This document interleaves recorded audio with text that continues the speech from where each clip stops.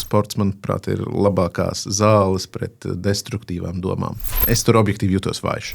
Ķermenis var izturēt dažreiz vairāk, un līdz ko mēs saprotam tos savus limitus un ko mēs varam, tad ir daudz vienkāršāk. Tieši tajā nometnē, kurā mēs palikām, tur viens bija apēsts naktī teltī. Mums vajag izpratni, kāpēc mēs ko darām, un mums vajag disciplīnu visu laiku turpināt to darīt. Un sports tur ir ievirzījis. Es izkopu kaut kādas taktikas, stratēģijas, lai tam vājumam tiktu pāri. Sarunā šodien esam trietā. Mārtiņš Daugulis piedalījās ekspedīcijā ārpus zonas, varēsiet redzēt raidījumā TV3. Un Mārtiņa privātais treneris Arvils Laugals. Mārtiņ, pirms tu nonāci sava privātā trenera gādīgajās rokās, cik ilgu laiku tu nebija regulāri trenējies? Jā, es arī pats aizdomājos par šo jautājumu, un man arī Arvils uzdeva šo jautājumu mūsu pirmās tikšanās laikā, un tie ir apmēram 3 gadi, kad es teiktu, ka zināmā mērā nebija darīts gandrīz nekas, bija kaut kādi pastaigu momenti, kas piekopti, bet viņi visi bija tādā diezgan slinkā režīmā, drīzāk ar mierinājumu, ka kaut kas tiek darīts, nevis ka īstenībā kaut kas tiek darīts. Un tad, kad ar tevi sazinājās un uzaicināja piedalīties ekspedīcijā, kāda bija tava sajūta, kādas domas gāja cauri tavai galvai? Es piekritu ļoti ātri, kaut kādās minūtēs 5-6. Vajadzēja paskatīties tikai kalendārā, vai tās dienas ir brīvas. Viņas nebija, bet es sapratu, ka var kaut ko tur izbrīvēt. Bet es piekritu droši vien caur citu loģiku, kā pārējie dalībnieki, jo man bija nulles priekšstats par to, ko nozīmē šī pārēja. Es nebiju redzējis nevienu sezonu iepriekšējo. Es piekritu tam, jo mēs ar Kristīnu savā laikā Garklāvu strādājām kopā televīzijā, un pēdējā laikā mums diezgan reti iznāca satikties, jo viņa aizņemta un es aizņemts, bet kopumā mēs esam draugi. Un es domāju, kāda brīnišķīga iespēja. Aiziešu ekspedīcijā ar senu draugu, būs forši. Mums taču ir. Jā, tieši tā. Un tad pakāpeniski nāk tā apziņa, ka kur būs jāiet? Arktikā. Man jau priekšstats vienkārši sniega kaut kāds tur pleķis, tad mēs tur kaut kur iesim. Kalnu nebūšot. Tas bija tās svarīga atruna, ko viņi man tā pieteica, ka kalnu nebūšot. Un tad pakāpeniski tuvojās tā slānītim, kā medus kūkā. Vērās vaļā viss tas pasākums, kā redz, izrādās tas būs fiziski smagi, izrādās tas būs, ka cilvēks sāk uzdot jautājumus, kas tur vispār notiek. Un tad, kad tas viss saslēdzās kopā, tad tas fiziskais man bija vislielākais stress, jo, kā kabinetu cilvēkam pēkšņi, wow, bet es vispār varēšu to izdarīt. Tas man bija tāds milzīgs samazglojums. Arvil, privātie treneri palīdz sasniegt savu klientu mērķus. Jums bija mērķis Svalbāra, arktiskais tuksnesis, ledāju upes, Klinšu kalni, kas, kā noskaidrojās, tika solīti, ka nebūs. Jā, bet bija. Oficiāli informācijā minēts, ka tajā apvidū lāči pat esot vairāk kā cilvēki. Praksē laikam nebija tik dramatiski, kā šobrīd uz uzburu. Bet tomēr mums bija 6 dienas, dienā tuvu pie 18 kilometriem noietas distances, pilnas, smagas daudz dienu mugursomas, kur līdz bija pilnīgi viss ekipējums. Lūk, Arvil, un lai šo mērķi izpildītu, tavs labākais pieejamais instruments bija Mārtiņš, kurš attaisnojuši iemeslu dēļ gadus nebija trenējies un gatavojies. Pastāsti, kādi bija jūsu gatavošanās soļi? Laikam jau jāsaka ar to, ka tā bija pirmā tāda pieredze, kur cilvēki jāsagatavo pārgājienam un kur vēl tādam izaicinošam. Jā, tāda Arktika un tik daudz jānosoļo dienā un vairākas dienas pēc kārtas, bet es jau sākumā sapratu, ka tas pirmais solis jau būs bāze. Ja cilvēks 3 gadus neko nav darījis, tad noteikti sagatavotība, kā jau uzkāpjot pa trepēm, jau tas pulss ir augšā un vienkārši jābūt tā kardiobāze. Un to, protams, zālē mēs nedarījām, to es pateicu Mārtiņam jau sākumā, ka tas būs pats galvenais, ko mēs darām, par cik tev būs soma, arī smaga, tad mēs tādu arī tev liksim mugurā. Ja sākumā tas bija bez somas, tad ar vieglāku somu, un tad jau es teicu, lai viņš liek pilnu mugursomu ar grāmatām un iet, kur viņš var aizbraukt Latvijā un staigāt, jo tas būs vienkārši tāds,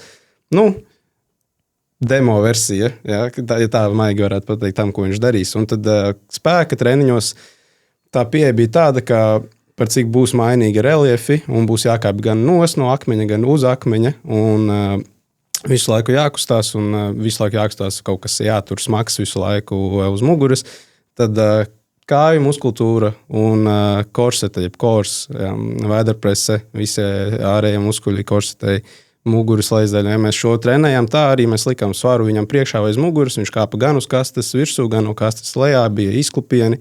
Un tāda spēka vingrinājums diezgan parasts. Ja nebija nekas tāds tur, tagad liksim polārlāci blakām, tagad mums būs ledus apakšā un mēģina nenokrist. Un, to, kas zālē pieejams, to arī mēs mēģinājām darīt. Un jāpiebilst jau, ka tas mēnesis ir pa maz kaut kam tādam sagatavoties.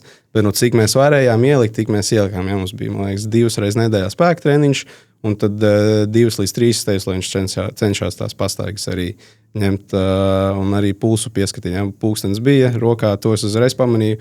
Uzreiz es teicu, lai izmanto visu laiku to pulksteni, skatās pulsu, jo tas ir svarīgi, jo tas pulss Arktikā būs visu laiku augšā. Tad mēs pieredinām viņu, lai viņš arī pierod pie tā, kamēr nav aizbraucis. Paldies, ka pieminēji, ka jūsu sagatavošanās posms bija mēnesis. Tā kā tieši 30 dienas vai bišķiņ vairāk tomēr? Man liekas, pat bišķiņ mazāk. 28 dienas. Jā, 28 mazāk kā dienas. pilns mēnesis. Jā. Fantastiski. Ko tu atceries, Mārtiņ, no sagatavošanās ekspedīcijai 28 dienās? Pirmkārt, es atceros to tādu mierīgu nospiedumu, ko uz mani Arvils atstāja. Proti, kā tagad, piemēram, tu kāpsi te virsū kaut kur, tad tu saproti, ka tev tajā brīdī tur jāsasprindina šitā vieta, un tad tu uzkāpsi, jo, ja tu kāpsi savādāk, tad tur būs viņš tādu ļoti mierīgi to algoritmu pasniedz. Un tas īstenībā bija ļoti, ļoti svarīgi. Tīri tā pārliecības iedošana caur sadarbību, caur sarunu.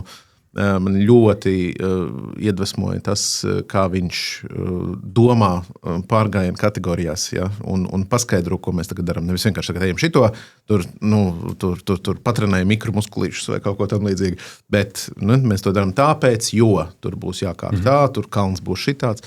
Un tad kā ļoti, ļoti kontekstualizē to, ko tu darīsi. Un tas jau, protams, mums prāts ļauj pēc tam gan mazliet iztēloties, gan arī uz vietas. Daudz, kas tiešām precīzi tā arī bija, kā zālē tika aprakstīts. Proti, tur kāpšana pāri un kaut kādām lietām, tur ļoti daudz tev tas izklupiens jātaisa. Tiešām fiziski daudz visu laiku kaut kādi izklupieni. Vai arī jākāpa kaut kādām stāvām, virsmām un tam līdzīgi. Tā kā es teiktu, tā pieeja, ka mēs tagad saprotam, ko mēs tur darīsim un sākam to darīt, absolūti iedeva to drošības bāzi. Protams, nonākot uz pašā Svalbārā, tur jau neviens nerēķinājās ar to, kur tev tur būs jākāp. Pēdējā dienā mēs gājām kaut kādas 3 stundas pa tādu ļoti stāvu nogāzi, kur akmeņi kustās un ripo lejā, un tur apakšā Daissalas upe. Tur visi stresā. No sērijas, ja, un visiem žļangājās tās kājas, un visi pa laikam nokrīt un nejūtās beglaimīgie par to. Attiecīgi tā psiholoģiskā sagatavotība, kas nāk līdz tam 28 dienu fiziskajam procesam, viņa bija ļoti, ļoti būtiska. Tad tevis teiktajā es saprotu, ka tas nav tikai sagatavoties ar kāju muskuļiem. Cilvēks, tas ir viens kopējs mehānisms. Mūsu prāts, uztvere, domas salikt kopā, kāpēc šis vingrinājums man ir būtisks, kāpēc man ir vērts viņu pildīt šodien, jo visticamāk man kaut kas līdzīgs būs jādara arī tajā ekspedīcijā. Un tad, kad esi nonācis tajās grūtībās, tad tajā brīdī visticamāk pat ir vieglāk, jo tu ar šo jau esi vismaz pašu domu jau iepazinies un pieredzis iepriekšējā mēneša laikā.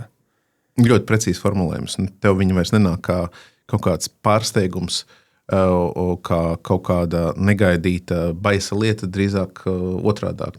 Es ar to iepazinies jau iepriekš, vismaz kaut kādā idejas līmenī. Un kas palīdz ir tas, un tāpēc arī tā bija apņemšanās, kur Arvils ļoti stipri atbalstīja, ka tajās 28 dienās tā godīgi un izdarīt maksimumu. Tā kā, ja viņš saka, ka jāiet ar to mugursomu, tad es eju ar to mugursomu. Ja man ir jāiet tur tā distance, tad es eju to distanci. Kāpēc? Lai tajā brīdī, kad nonāc tajā reālajā krīzes situācijā, lai tu vismaz vari pateikt, es jau visu izdarīju pēc labākās sirdsapziņas, lai tev nav jāštuko, būtu aizgājis tā, kā man Arvils toreiz teica, tad jau varbūt man būtu vieglāk. Tu izdarīji visu tur maksimālo, tad tālākais jau ir, teiksim tā, kā izdosies un izdodās. Arvil, kāpēc godīgs maksimums treniņu procesā ir svarīgs? Tieši šis godīgs maksimums, pastāsti par to. Jo ķermeni tu neapmānīsi. Tu vari teikt visiem, ka tu dari vai ka tu darīsi, bet ja tu pats to nedari, tu jau ķermeni neapmānīsi.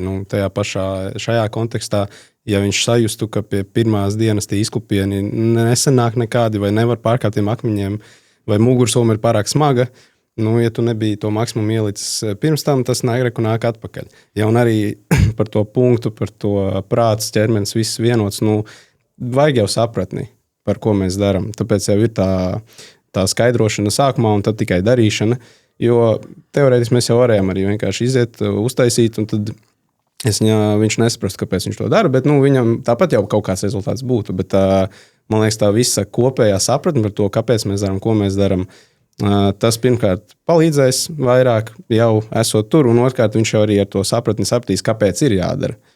Jo, ja mēs parasti, piemērs, privātais treneris, klients uzzina, kas viņam pa mērķi, labi, tad daram šo, labi, ejam tagad šeit, šī tik reizes izdari, iesim tagad varbūt, tad pamēģināsim šo vingrinājumu, es darīšu šo vingrinājumu, neesmu, labi, darīsim.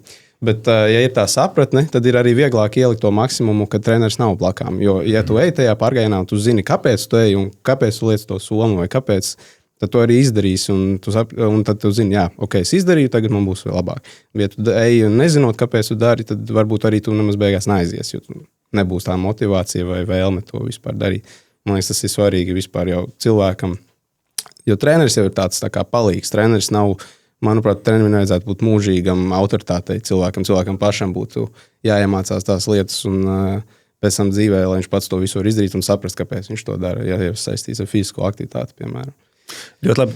Man ļoti patika tavs teikums godīgs maksimums, jo es esmu novērojis, ka cilvēki nereti paši trenējoties tiecās uz to maksimumu, savu spēju maksimumu, bet lielākais man šeit mīnus ir, ka tas maksimums ir apzīmēts kaut kādos kritērijos. Iespējams redzams sociālos tīklos noskriet 10 kilometrus, un tad viņš tiecās uz 10 kilometriem, kaut arī patiesībā viņam šodien godīgais maksimums būtu apstāties pie 6, lai viņš varētu to darīt pēc 2 dienām un vēl pēc 2 dienām, un visticamāk 3-4 nedēļu laikā nebūtu pārslodzē, un dienas beigās vēl piedzīvot gandarījumu.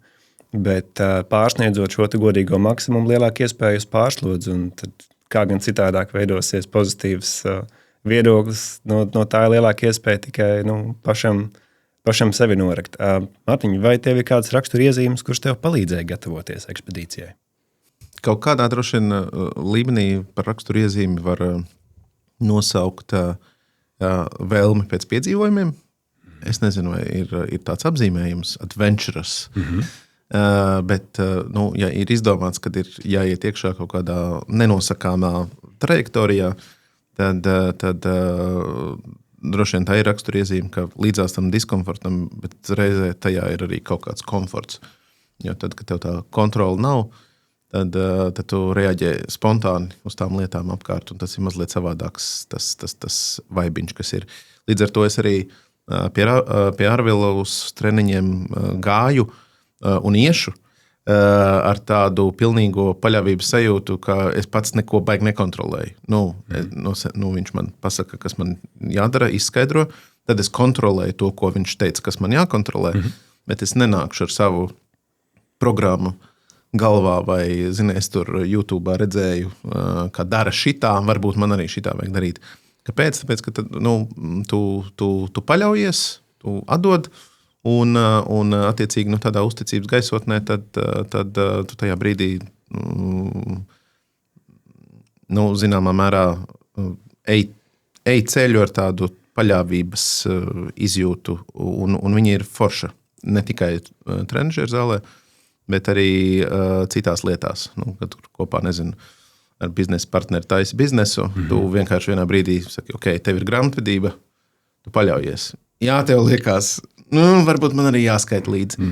Nē, tu atdod. Un tad tajā brīdī rodās tā sajūta, ok, tad es esmu iemācījies uzticēties, un tas strādā. Uzticēties ir svarīgi mūsdienās. Un arī visticamāk visos citos laikos iepriekš. Saki, tev bija viegli saņemties treniņiem, jo šobrīd tu runā tā, it kā tev jau ir viss zināms un saprotam, bet kā bija tā, kad tu gatavojies? Vai tev bija viegli 2., 3. nedēļā aiziet uz treniņu? Man tad bija vieglāk nekā, piemēram, tagad. Jo tagad mēs esam jau pārvilkuši pāri diezgan ilgu laiku pret solījumu, ko es devu savam privātajam trenerim, ka es pie viņa atgriezīšos. Un jāatzīst, šis podcasts man ir motivējis, jo man ir tagad kauns viņa priekšā. Un visādi citādi. Un tagad mēs šodien pat sarunājām pirms podkāsta, ka mēs atsaukām un norunājām jau laiku un vietu, un tad tas atgriezīsies. Jo tad, kad sāka, manuprāt, tad ir viegli. Nav viegli, bet ir vieglāk nekā pirms tās pirmās reizes, pirms nesāk. Sakot, dabūt to ritmu, rutīnu, atkal attiecības atpakaļ. Teiksim, tas ir tas moments. Un tādā ziņā no tām 28 dienām es izkritu laikam tikai vienu reizi, kad tur vienkārši nevarēja nekādā veidā salikt un ierasties. Bet visādi citādi, redz, kur treneris gaida. Tur treneris ir svarīgs. Un attiecīgi, tu viņam esi devis solījumu, ar to tu esi devis solījumu sev. Un īstenībā jo vairāk to dara, jo manuprāt, tas saņemšanās elements atkrīt, tāpēc, ka arī tas gandrījuma elements sāk nākt klāt. Jo kas man paši pārsteidz, bija tā fiziskā, ievērojamā labsajūta, kas parādījās faktiski jau pēc pirmā treniņa. Tā, kad tu nāc ārā un tu jūties kā jauns dievs, jeb pusdievs, varbūt ne uzreiz, bet pēc brīža, un vismaz nākamajā rītā tiešām, un neskatoties uz to, ka tev tur, kaut kas sāp vai nesāp, tas nav tik svarīgi, bet mentāli. Un tad tas gandarījums jau sāk nākt līdzi tai vajadzībai to pārvarēt, un es domāju, jo vairāk tu to dari, jo vairāk tev savalkās smadzenēs kopā tā sajūta, ka būs labi, pat ja sākumā negribās. Un tad tu ej, jo tev būs labi beigās. Varbūt rodās pat kaut kāda atkarība. Es tā pieņemu pozitīvā nozīmē. Izklausās, ka gatavošanās posms ekspedīcijai bija ļoti pozitīvs. Pastāsti tagad pavisam plaši un cik vien var skaisti uzbur un arī dramatiski. Kā tev gāja Svalbārā? Droši vien liels detaļas es atklāt nevaru par konkrētiem elementiem, jo tas būs jāredz pašā pārraidē. Bet Svalbārā kopumā man gāja ļoti labi. Es pat esmu nolicis sev tādu iekšējo sajūtu līmenī. Man tagad ir iekšējā Svalbāra, kurā atgriezties tad, kad ir kaut kāda, tur ņemtne ārējā un skrējiens un kas, tad tā kā bišķiņ mierīgi atceries, kā tu jūties tur, ko tur darīja. Fiziski man bija nežēlīgi grūti. Es vēl joprojām atzīstu, es zinu, ka Arvils ik pa laikam to piezīmē, sakot, ka tā man tāda rakstura iedabā, ka es tur visu laiku sludinu, kad es esmu vājš. Viss tas pārējais. Bet es tur objektīvi jūtos vājš. Es nejūtos tur spēcīgs, es tur jūtos vājš. Bet tajā pašā laikā es izkopu kaut kādas taktikas, stratēģijas, lai tam vājumam tiktu pāri. Proti, es gāju ekspedīcijas vadītāja pēdās ļoti cieši un visu laiku mēģināju turēties tajā pirmajās rindās, jo, ja es izkritu no pirmās rindas, tad pēc tam man no pēdējās rindas tikt atpakaļ vai iedzīt kaut kādā veidā kolēģis bija mega smagi. Ja? Es domāju, viņi to no malas nejūt. Es domāju, daudzas dienas viņi skatījās, ka mēs tur pa priekšu visu laiku visiem un tam līdzīgi, bet es gāju pa priekšu, jo es nevarēju iet iepakaļ. Tik līdz es iepaliku tā, viņi tur dziedādam aiziet pa priekšu, es mirstu aizmugurē. Un vilciens brauc prom. Un tu viņu nevar tur paņem, padzerties un jau, Dievs. Un tur bija tā specifika, ka tu nevari atpalikt baigi. Tāpēc, ka tev priekšā ir mednieks un aizmugurē ir mednieks. Un ja tu paliec viens pats, tev fiziski var apēst tas lācis. Ja viņš tur nāks, tad tev būs čau. Tu arī tev likums neļauj pārvietoties tajā salā bez ieroču. Attiecīgi, tur, tajā mazajā ciematiņā, kas tur centrā ir, tur visos krogos ir seifi, kur tev nolikt šauteni, tāpēc, ka tu pastaigājies ar šauteni, jo apkārt ir lāči. Un pēdējais uzbrukums lāču ar letālām sekām bija 23. gadā Covid laikā. Tieši tajā nometnē, kurā mēs palikām, tur viens bija apēsts naktī teltī, bet tur bija pārkāpti tie nosacījumi. Viņš nebija ieslēgts elektriskais gans. Viņam vispār tur nevajadzēja atrasties, viņam nebija neviens, kas viņu sargā, viņam nebija tur laikam arī ieroča. Tāds pats uz savu galvu kaut ko tur cilvēks bija darījis. Viņš viņu atnāca un tā kā turistu brokastis ar visu telti arī apēda. Līdz ar to, un viņi tur cirkulē apkārt. Mēs devāmies tajā pirmajā dienā, un mums tur pilsētiņā ņemot ieročus ārā, tur arī pateica, ka tur esiet uzmanīgi, vakar 2 tepatās pāri ir redzēti, viņiem pārpeldēt to līcīti. ļoti viegli. Ja? Viņi ir brīnišķīgi peldētāji, un viņi tur dienām peldēt, nonākt otrā krastā, iet tālāk. Viņš ir tā kā ultimate predator. Nav neviena stiprāka dzīvnieka par viņu principā, un viņam viss vienalga. Viņš jūtās kā karalis. Tad, kad jūs jau bijāt tur mežonīgajā dabā, vai jūs redzējāt kādu lāci? Mēs redzējām ķepu, mēs redzējām kaku, bet pašu lāci mēs neredzējām, bet katram no mums bija arī tā foršā pieredze. Mēs stāvējām naktīs sardzē ar raķešu pistoli katrs pa 2 stundām. Jo tas algoritms ir tāds, ja viņš nāk, tad tu sākumā šauji starp viņu un sevi raķešu pistoli. Tā raķešu pistole pamodina reizē arī medniekus, kas guļ teltī tajā brīdī, jo medniekiem jāguļ, jo viņi visu dienu skatās un vēro perimetru, kur mēs ejam. Un attiecīgi mēs visi arī nakts maiņās dežūrējam. Nakts gan jāatzīst ir pievilkta lieta, jo tur nav nakts. Tur gaišs. Tur viss non-stopā gaišs. Visu laiku ir tā, ka sajūt 2:00 dienā apmēram. Tad jau redzamība labi un bija viegli. Redzamība labi, bet bišķiņš tāda šizofrēnija galvā liekas, jo tu nevari aizmigt, ja tev nav tie acu tas aizsaks. Putniņi tur arī daudz ir, tur mazā fauna, tur daudz, tur putni, labs, visādi šitie. Un tie jau arī visu laiku tur kaut ko tur čubinās. Ja? Un attiecīgi tev ir tāds sajūta, ka tu esi visu laiku tādā dienā un tev gribās kaut ko darīt. Tu esi tāds visu laiku tā kā mentāli mazliet uzvilkts. Jāguļ, bet tu tāds uzvilkts jūties. Ja? Bet man, protams, ar to beigās vispār nekāda problēma nebija, jo man tā spēja aizmigt tik līdz, tur cepuri pārvelk pār acīm un visu un off. Tas man ļoti, ļoti palīdzēja īstenībā gulēt kā nosistam visu to pasākumu.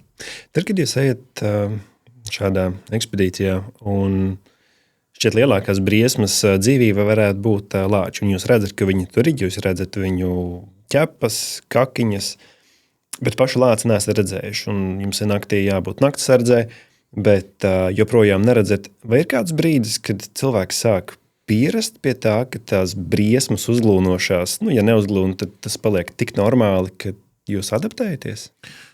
Jā, protams, adaptējās jau ātri, bet mums bija ļoti profesionāls mednieks līdzi Jānis vārdā, kurš atgādināja mums, ka mēs paliekam pārāk vaļīgi, piemēram, izstiepjās visa tā kolona tā kā desa, un tur kaut kur aizmugurē tur kas, un tur priekšā kas un kas. Viņš saka, sorry, es jūs vairs nevaru pārredzēt, šis nav normāli, mēs taču vienojāmies, ka mēs ejam kopā kaut kādā tur lielākā bariņā, vai ne? Bet vispār tāds daudz interesantas lietas par dabu kopumā. Man trauma viena no dabas tur ir, jo man zīriņš ieknāp galvā.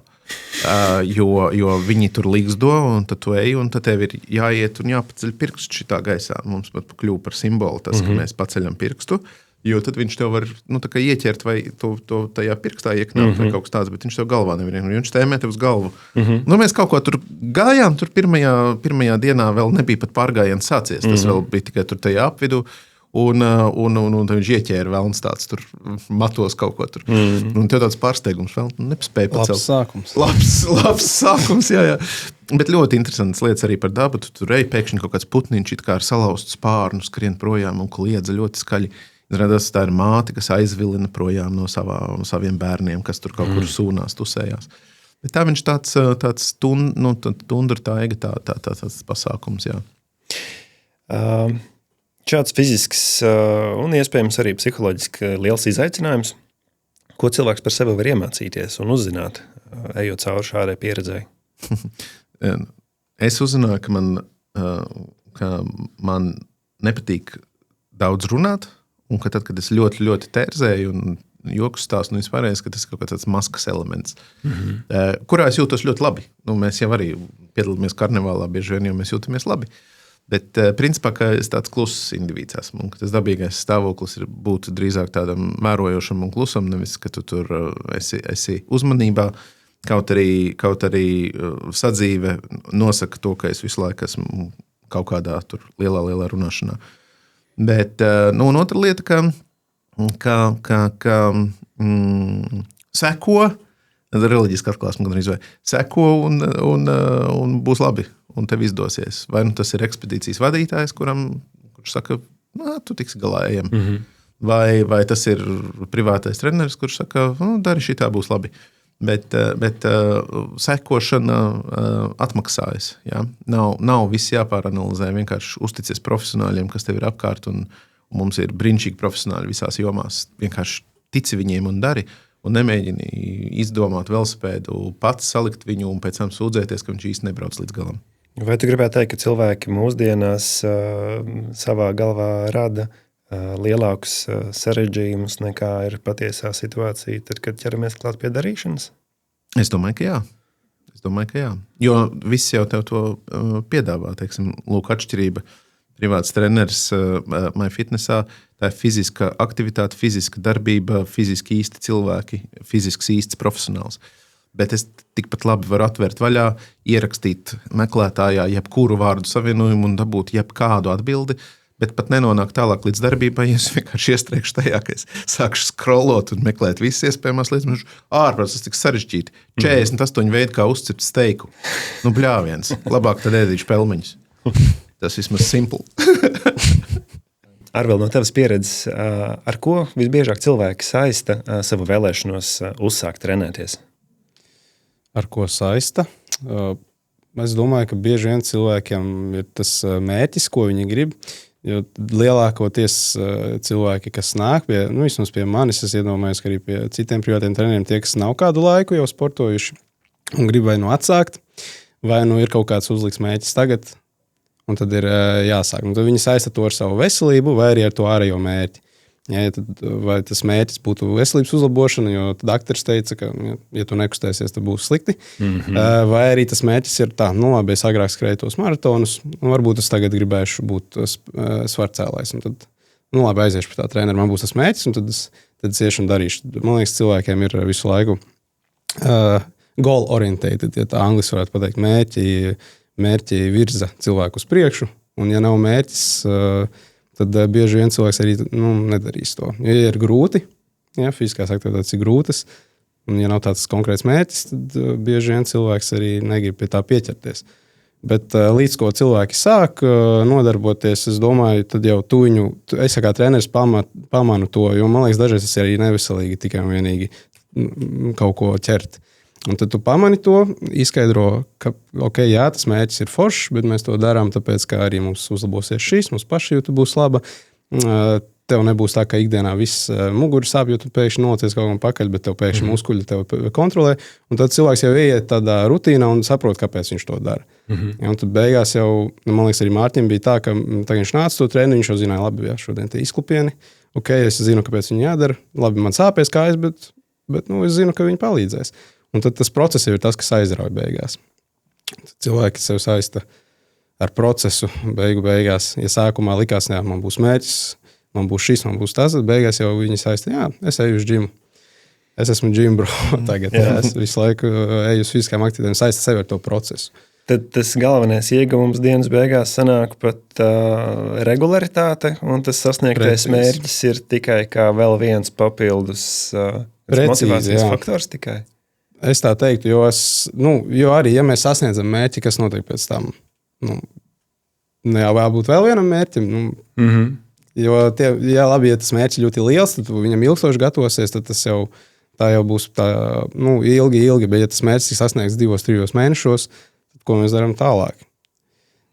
Jādomā jauns mērķis, vai kas mums tagad notiks. Tad es domāju, tā regularitāte cilvēkam, līdz ko sāk fiziskās aktivitātes, tā kā rutīna. Tas pats jau mēs ejam uz darbu, kāpēc mēs ejam uz darbu. It kā jau mums ir tas mērķis nopelnīt vai izaugt, bet tāpat ir darbība, ko mēs ikdienā darām, ja tas darbs nepatiktu vai nebūtu forša vide vai kas, tad kāda jēga no tā mērķa beigās. Tikai pierādīt kādam, ka es varu to darīt. Pierādīt, jā, visticamāk. Mārtiņ, kā tev šķiet, kāpēc cilvēkiem ir būtiski doties izaicinājumos, fiziski un mentāli grūtos? Droši vien, lai atrastu kaut kādas jaunas rutīnas vai izpratni, kas ir veca rutīna un kas ir jauna rutīna, turpinot to, ko Arvils teica par mērķi un par procesu kā tādu. Tev viens veids var būt tas, ka tava rutīna ir strādāt neveselīgi, ēst, maksimāli maz pārvietoties. ja kaut kur doties, tad tikai ar mašīnu. Un tā ir tava rutīna, bet tad tu aizēji kaut kādā, man tā sajūta, aizēji tādā pārgājienā, un tu saproti, ka pārgājiena rutīna īstenībā that's the deal. Tātad tu regulāri ēd ļoti precīzi, tu staigā ļoti precīzi 45 minūtes, 15 minūtes, tev ir pauze, un tad tikos būs ēst, un tikos tev jāiet gulēt, jo tu neies tikos gulēt, tu no rīta nevarēsi 7 pamosties, paspēt salikt telti, paēst brokastus un doties tālāk. Un tā rutīna parāda tev, cik slikta bija tā tava vecā rutīna. Un ka īstenībā tu šādā pārbaudījuma pilnā rutīnā, kas no malas liktos, saka, Dievs, teltī jāguļ, kas tur ko. Tāda viņa tev īstenībā parāda, ka tur ir tā dzīves garša, tur ir forši. Un es domāju, ar sportu ir tieši tas pats. Tiklīdz tu kļūst par džimbro un aiziet, un es ļoti ceru, ka es kļūšu vienā brīdī par šī statusa cienīgu elementu. Un tu sāc to darīt regulāri, tu ieraugi to, kas tev ir bijis regulāri, bet ne tik forši iepriekš. Tāpēc es domāju, tādi pārsitieni ritmā ir labi, lai tu saprastu, kas tas ritms vispār ir un ka tu gribi citu ritmu. Kā kontrastviela. Kā kontrastviela, jā. Arvil, vai tev ir kas piebilstams? Jā, vispār runājot par tām neveselīgām rutīnām, man liekas, sports tevi tieši ievirzīs daudz veselīgākā. Ja mēs esam ieslīdējuši tajā, ka mums ir no rīta jāceļas uz darbu, tad tas uz darbs, tad atbraucam mājās, slinkums gatavot, pasūtīšu to maķīti. Šodien vajadzēja uz treniņu, labi, aiziešu gan jau rīt, kas tad notiks. Un tā ir tā neveselīgā rutīna, bet līdz ko tā disciplīna parādās, un mēs dažreiz varbūt piespiežot sevi, tomēr labi aiziešu uz to zāli. Un tad jau tu ieej tādā veselīgākā rutīnā. Jo sports jau kas tas ir, mums ir vajadzīga disciplīna, lai mēs varētu regulāri iet, un mums vajag izpratni, kāpēc mēs to darām. Un tas pats jau arī dzīvē. Mums vajag izpratni, kāpēc mēs ko darām, un mums vajag disciplīnu visu laiku turpināt to darīt. Un sports tur arī ievirzīs. Ja es visu savu dzīvi, man liekas, esmu saistīts ar sportu, es nezinu neko citu, kā tikai sports. Tā kā man to ir viegli teikt, es domāju, bet man liekas, visi, arī Mārtiņš tā var paņemt no šī to domu, ko es mēģinu pateikt, un uzreiz saprast, ka jā, tā ir, ka dzīve ir daudz labāka, ja sports ir tajā ikdienā, un tad arī disciplīna visur citur. Tas, ko mēs ņemam no sporta, tas jau ir palīdzējis citur dzīvē, darbos, ģimenē, ar draugiem un tā tālāk. Mans vidusskolas sporta treneris, sporta skolotājs, ļoti bieži mums atgādināja, slinkums raisa domāšanu. Un to viņš teica kontekstā ar to, ka kāpēc tev skriet līkumiem, ja tu vari skriet pa taisno, tas būs ātrāk. Bet es esmu pamanījis ar gadu desmitiem, ka tā domāšana bieži vien mūs aizved pie mazāk darīšanas, jo tas ir enerģiju taupošs veids, kā mēs varam eksistēt, bet nevienmēr nozīmē, ka dzīvot. Mārtiņ, vai tu sevi atpazīsti arī kaut ko līdzīgi, ka tu mēdz izdomāt iespējas, kaut ko nedarīt, kaut ko optimizēt, pastāsti? Tādu lielu lādi atvēra vaļā ar filozofiskām apcerēm šajā sakarā. Es domāju, ka droši vien ir iederīgas vietas, kur mums ir jāļauj būt sev slinkiem, lai kaut ko apdzītu. Proti, ja tev ir jādara kaut kāds bezjēdzīgs darbs, tad iespējams prokrastinācija īstenībā nav slinkums, bet vienkārši labs signāls, ka tā ir bezjēdzīga lieta. Un bezjēdzīga lieta mums ir ārkārtīgi daudz apkārt. Teiksim, kur pakasi visādi bezjēdzīgi procesi sadomāt un tam līdzīgi. Bet tieši par cilvēka un domu salikumu kopā es pilnīgi piekrītu, es pat paturpināšu, mums slinkums raisa domāšanu, bet vai domāšana vienmēr ir labi? Es domāju, ka nē, jo domāšana arī mēdz būt ļoti tukša un bezjēdzīga pati par sevi. Jautājums, ko tu tur domā, vai ne? Un attiecīgi darbība, kā tas, kas mums ļauj domāt par to, kas tajā brīdī notiek ar tavu ķermeni, vai tu izpildīji vingrinājumu pareizi, vai tu tagad, My Fitnessā, kad es viens pats gāju, tur ir kaut kādi interesanti ekrāni, kur tu uzliec, un tu kaut kur tur ripo cauri kaut kādam tūkstnešu laukam uz velosipēdi. Ja? Es biju velotrenžieru uzkāpis, acīm redzami, pēc manām atmiņām. Un tam līdzīgi. Un tad tu tā kā fokusējies uz to un nedomā kaut kādu citu lietu. Tā kā es teiktu, ka mēs jāsaprot droši vien nošķīrums starp to, kas ir normāla domāšana un vajadzīga, un tad viņai var ļaut vaļu, vienalga, vai caur slinkumu, vai caur kaut ko citu, bet kas ir absolūti destruktīva un nevajadzīga domāšana, un tur sports, manuprāt, ir labākās zāles pret destruktīvām domām. Vai tu ar to mēdz saskarties ikdienā? Protams. Pastāsti. Teiksim, man brīžiem ir tādi posmi, kad man šķiet, ka man galvā ir, atvērti 30 tabi. Es esmu absolūti, pateicoties YouTube'am, pašdiagnosticēts ADHD, ar uzsvaru pašdiagnosticēts. Un iespējams, ka tā nav. Tas bija viens no tiem 30 atvērtajiem tabiem. Jā, tas bija viens no 30 atvērtajiem tabiem. Tev liekas, ka viss ir paralēli un tu vari 30 sekundžu ietvarā trāpīt no apceres, kāpēc dzīve ir fantastiski skaista, līdz elementam, ka īstenībā vienīgais, kas apstiprina mūsu cilvēcību, ir brīvā izvēle izdarīt pašnāvību. Un tas viss var tev 30 sekundēs iziet cauri un sazipoties. Un kāda sportam tur ir loma? Un sportam ir loma, kad tu sāc sportot, tad tev tie tabi verās ciet. Paši? Man verās paši. Es nezinu, kā citiem. Jā. Sports ir droši vien, ka tu aizēji līdz tam, ko tu minēji par to kontrastvielu. Tad tev vienkārši kompere startē. Tev izrauja kabeli, un tad iesprauž atpakaļ, un ir atnācis updates, un tu esi laimīgs cilvēks, vai ne?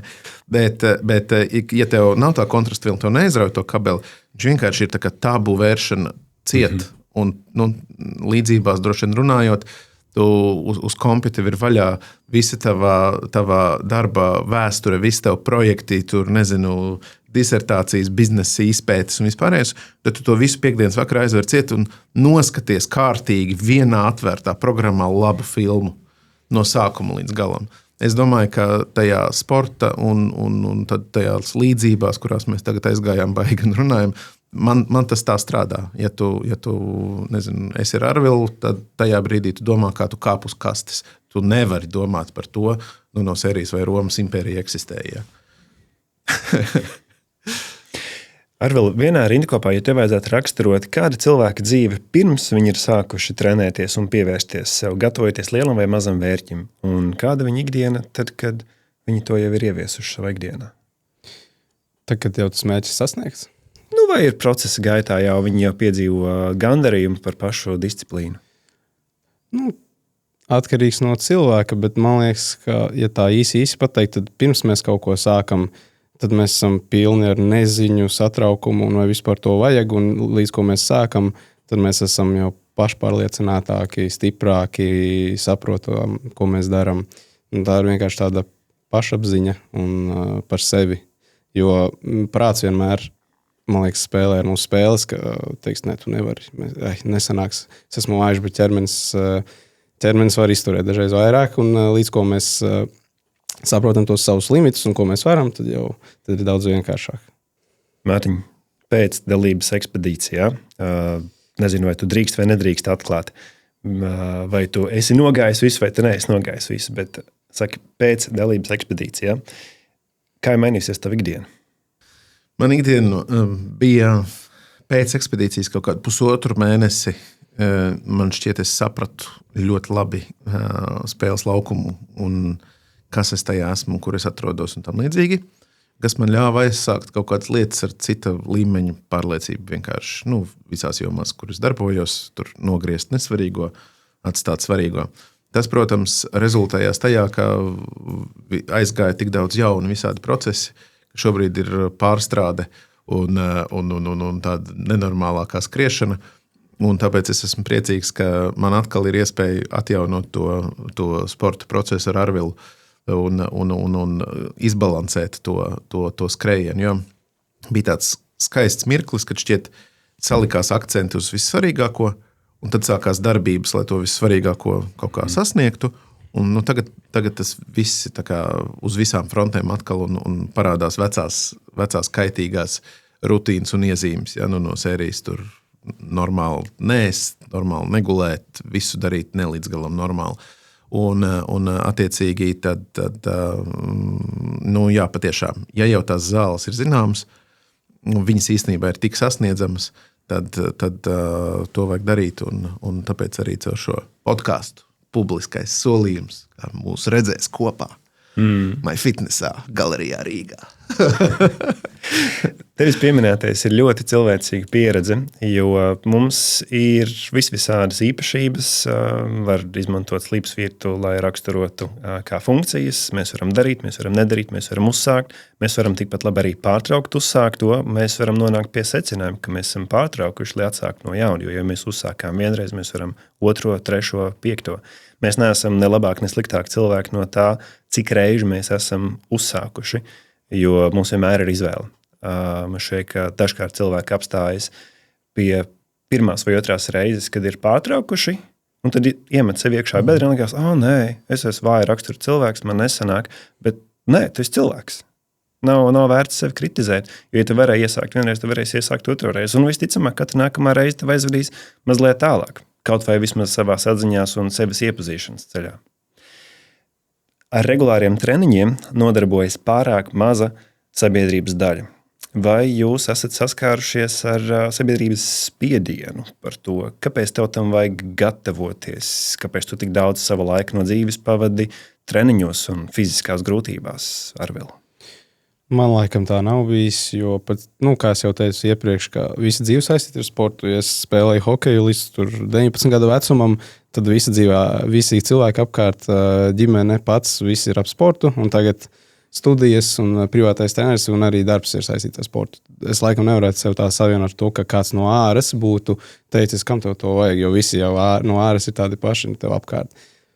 Man laikam nebūs īsti ko pievilst par to. Visi tādi pozitīvi tieši bija par to, ka sporto.